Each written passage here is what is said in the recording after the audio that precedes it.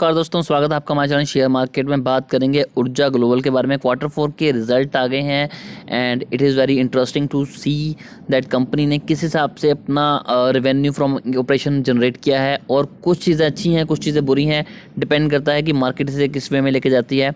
तो यहाँ पर हम देखते हैं सबसे पहले एसेट्स के बारे में। तो देखिए यहाँ पर सीधा बात करें अगर टोटल एसेट की, तो यहाँ पर जो नंबर्स हैं वो इन लाख हैं, जैसे कि आप यहाँ पर देख पा रहे हैं। तो यहाँ पर कंपनी के पास टोटल एसेट है 48,127 लाख के, जो कि पिछले ईयर में थे 43,101 के। तो कंपनी के एसेट्स इंक्रीज हुए हैं, मतलब कंपनी अपने बिजनेस को एक्सपेंड कर रही है। So this is a very good point.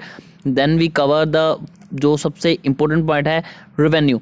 So first point is revenue from operations. देखिए ये बड़ा इंपॉर्टेंट पॉइंट होता है किसी भी कंपनी के लिए कि वो जो काम करती है वहाँ से कितना रेवेन्यू जनरेट करी है।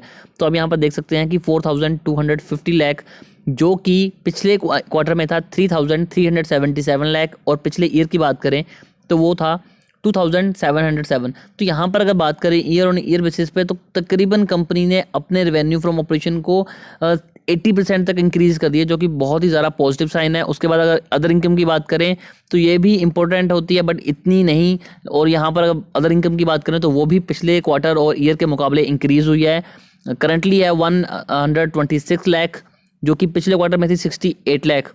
तो यहाँ पर काफ़ी ज़्यादा फर्क पड़ा है। और अगर बात करें टोटल रेवेन्यू की, तो आप यहाँ पर देख सकते हैं जो कि निकल के आ रहा है 4,377 लाख, जो कि पिछले क्वार्टर में था 3,445 लाख, और पिछले ईयर में था 2,788 लाख। तो कंपनी के रेवेन्यू तो बहुत ज़्यादा अच्छे हैं। अगर बात करें यहाँ पर एक्सपेंस की, तो यहाँ पर थोड़ी सी प्रॉब्लम हो रही है कि कंपनी के एक्सपेंस भी उतने ही हो चुके हैं जो कि पिछले क्वार्टर और ईयर से ज़्यादा थे, जिसकी वजह से रिजल्ट इतना अच्छा नहीं आ पाया। अगर जैसे कि हम यहाँ पर देखें टोटल एक्सपेंस, तो वो हैं 4,323 लाख, जो कि पिछले क्वार्टर में थे 3,385 लाख, और पिछले क्वार्टर में ईयर में थे 2,700 प्लस। तो यहाँ पर कंपनी के अगर इसी हिसाब से अपने रेवेन्यू को जनरेट करती रही तो आगे जाकर आपको प्रॉफिट देखना पड़ेगा, लेकिन उसके लिए आपको यहाँ पर कंपनी को अपने एक्सपेंस भी कम करने पड़ेंगे, जो कि यहाँ पर नहीं हो पाए हैं। लेकिन अगर सबसे ज़्यादा देखें तो कंपनी के जो एक्सपेंस हुए हैं वो हैं change in the inventory of the finish good, work in progress. तो यहाँ पर इनका जो वर्क इन प्रोग्रेस है उसमें सबसे ज़्यादा इन्हें जो सबसे ज़्यादा इनका लिक्विडिटी लगी है, तो उसकी वजह से यहाँ पर एक्सपेंस बढ़ चुके हैं, जो शायद आने वाले टाइम में हमें कम होते हुए देखने को मिल सकते हैं। अब यहाँ पर बात करेंगे हम प्रॉफिट और लॉस बिफोर टैक्स। तो यहाँ पर जो बिफोर टैक्स निकल के आ रहा है वो निकल के आ रहा है 43 लाख, जो कि पिछले क्वार्टर में था 60 लाख, और पिछले ईयर में था 85 लाख। तो इस हिसाब से पिछले साल कंपनी का जो प्रॉफिट था बिफोर टैक्स वो ज़्यादा था, और पिछले क्वार्टर में भी ज़्यादा था, बट इस बार कंपनी का जो फाइनल जो प्रॉफिट निकल के आया है वो काफ़ी ज़्यादा कम निकल के आया है। अब बात करते हैं फाइनल प्रोडक्ट की कि कंपनी का जो फाइनल प्रॉफिट है वो कितना निकल के आया हुआ है। तो यहाँ पर हम देख सकते हैं कि net profit for the year and, जो कि है 43.57, जो कि पिछले क्वार्टर में था 60 और पिछले ईयर में था 85।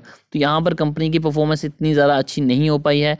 बट अगर एक चीज़ अगर ओवरऑल देखा जाए, कभी भी अगर आपने बाइंग करनी है तो ईयर ऑन ईयर बेसिस पे चेक करना चाहिए।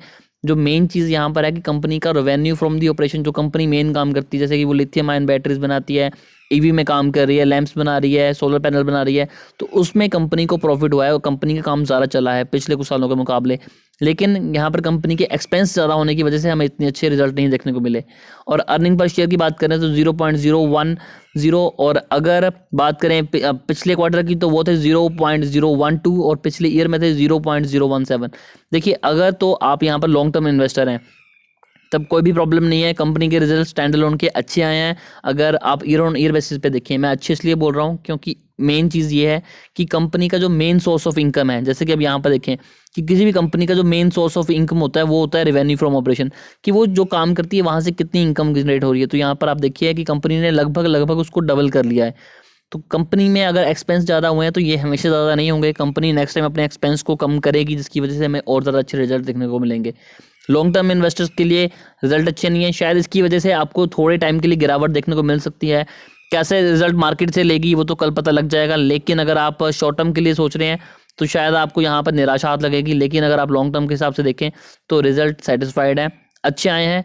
तो होप सो गाइस आपको वीडियो अच्छी लगी तो वीडियो को लाइक कर दीजिए, चैनल पे नए हैं तो चैनल को सब्सक्राइब करके बेल आइकन को जरूर दबाइएगा।